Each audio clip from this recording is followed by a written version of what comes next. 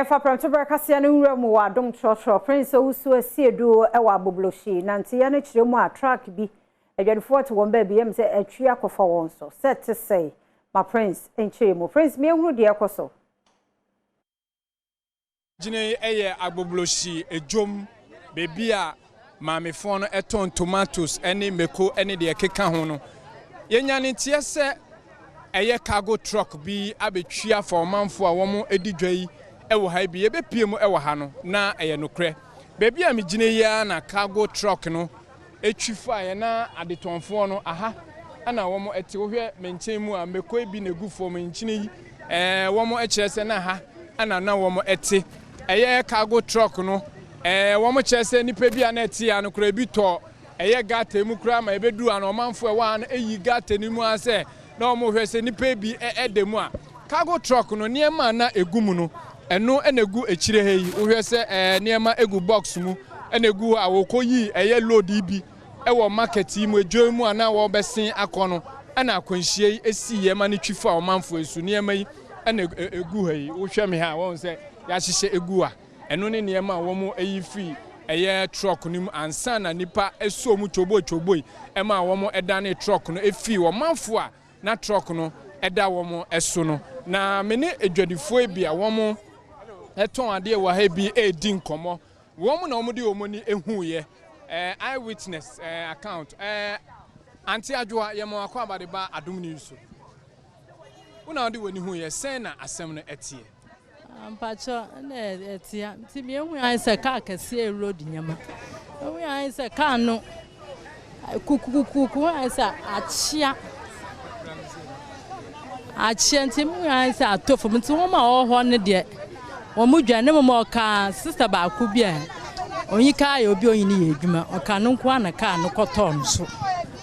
sister no nko ana na akwada bi ka no pacho no nko ana ton so no hu ni sen na senate oprai na sen na net wo yi ni mom na ne hwunu mu afiri moja hu bebi anka bebi ampa ma me ama nhwe se ne ade na aye ne mentumi ahwe na ho ma wo hwe ne kyese na ne hwunu mu afiri moja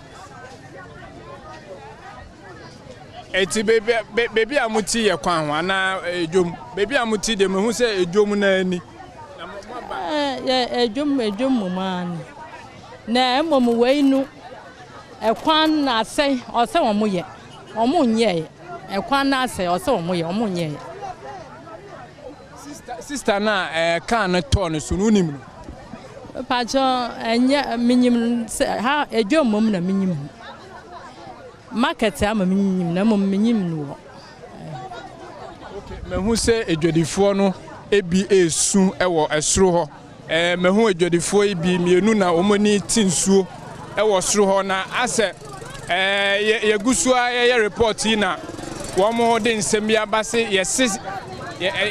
yesi wo mo kire mu se yesi watoa nananom ewo ensiedo de ka ne to ne so no omo ye cause bi wa ha oh mami na esu mami oh papa nenye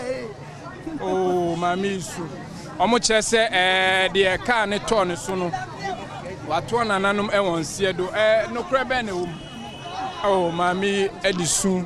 womo empese womo kasa mami ba ko no de no tie an we una ye ko no kra be na wo oh ya nua ne de ye ni ma bia sesi owo me sister akwala one ne ye dwuma te se me sister no nam kolebu wa ko check emergency ward ni we nyina ye hu no te se an mo se onko hwe mo kire te se ono so ko yesu ye wa atwen se mo de ne ko ye no e bia mo beba abekire bebe mo de ne ko te se anu ne ye atwen nyame ne ye sere no se obaji ne nkwa baji ne nkwa maye because obatan okita nkwala ne kunu ewu eja ne nkwala ama no. Alright, ebedu ana omanfo yi ahye sun ase dedaw ana omogusu a wo mo esun ye de ye ntimi enkyire se eye no kure se wato nananom ewonse do ana ye bedi ekire na de wo mu no yama ahwefo so etie eti Adom Trotro aha ena edi musie me Trotro no ayema eti mi amidi mate no ene awe